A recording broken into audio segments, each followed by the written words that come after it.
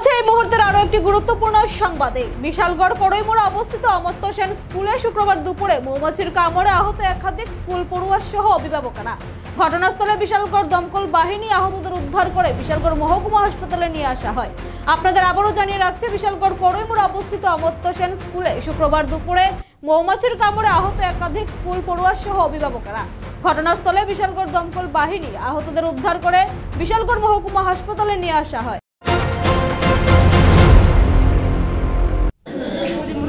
কড়ইমোড়া কি স্কুলে কি হয়েছে?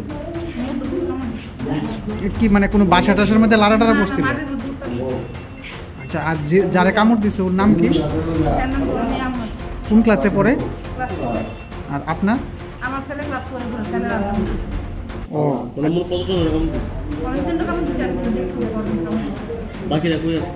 প্রায় স্কুলের ভিতরে আছে।